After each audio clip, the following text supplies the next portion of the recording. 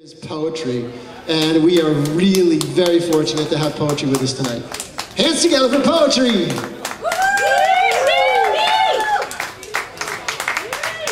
I think we need another clap. Give it up for Poetri! Woo!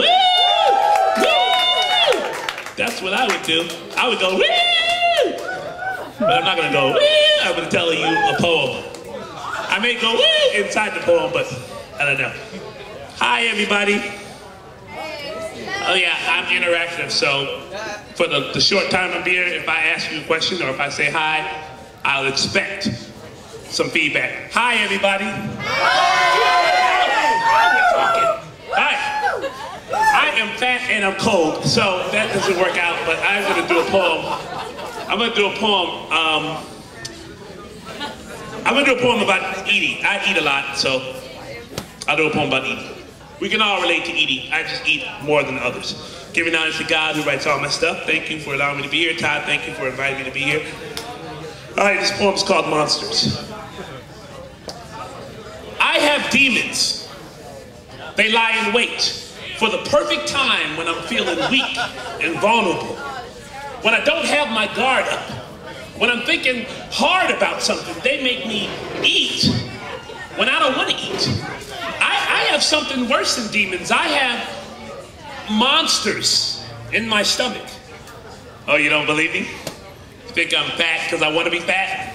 You don't think I want to have a six-pack? Take off my shirt at any given time like all those pretty working out type brothers do for no reason at all?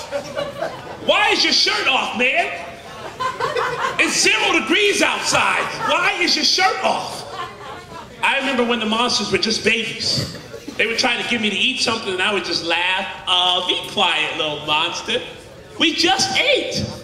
Then I would run outside and go play basketball and work out all the calories I ate that day. Man, those were the good old days. But now my monsters are full-grown adults. Conniving my taste buds like humans manipulate other humans. And it just don't seem right when they go drag me to go get 99-cent chicken nuggets from McDonald's on Tuesday when I already had El Pollo Loco talking about, I can't pass up this deal. Come on, monsters. We just ate. They keep me from the gym. You don't believe me. I know you're back there, but you don't believe me. They keep me from the gym. You think I want to wear a size 4X? No, that's the only size that me and my monsters can wear. Every time I think I'm going to give up on this, the monsters devise a mission to throw me back. Every time I go to KFC, they remind me a 3-piece is what I want with side potatoes. But you don't believe me. After all, you don't believe in monsters. That's how they get you. I used to be that way too. Monsters can find a home anywhere in your body. They may not be in your stomach. Have you checked your heart lately? Monsters lurk like babies, just waiting to get adults. And if you don't watch it, they grow up fast, have you hating on everyone that tries to help you. You then get a reputation of being cold-hearted, but I know the truth. Just got monsters in your heart.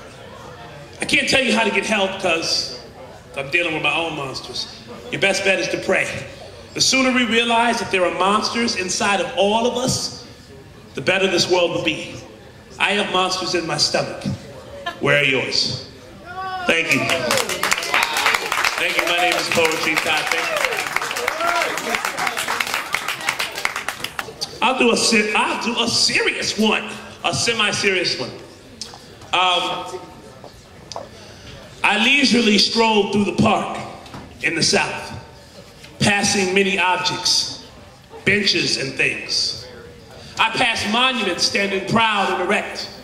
I saw statues of Confederate war heroes aiming rifles at the buildings across the street. I saw the Georgia state flag, and from where I stood, it looked like a Confederate flag, but that couldn't be, could it?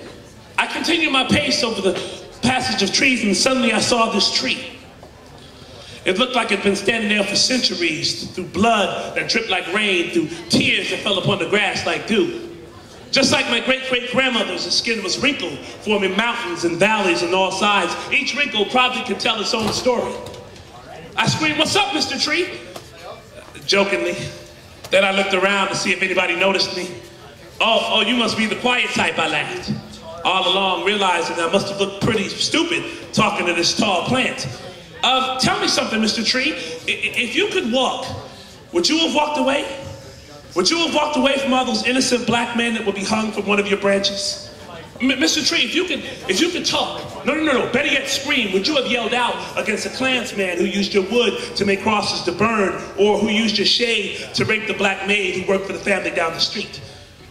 Mr. Tree, if you had a fist, would you have held it high to the sky? Mr. Tree, if you had eyes, would you have shed a tear for the blacks who lost their life for just being black? Would you, Mr. Tree? I sat by Mr. Tree for 3 or 4 hours asking all the questions, but he never answered. I asked him why they called it the Deep South. They don't call it the Shallow West or the High East. Maybe because their hatred was so deep, it was more than skin deep, it was in their hearts and in their minds and even in their stomachs. They hated to see black and white together, even though their TV set was still not in color. Mr. Tree and I got so close that towards the end of our conversation, I was just calling him Tree. And after me rambling on about the problems that plagued our society, we said our goodbyes. Or at least I said mine.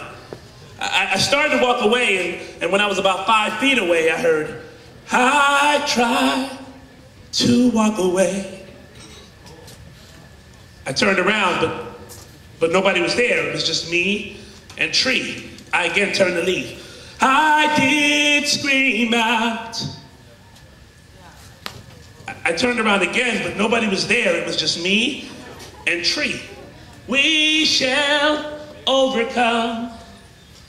Ran and gave Tree a big hug. You know, it suddenly didn't matter to me if he was a black tree or a white tree or a yellow tree. He was on my side, and that's all that counts.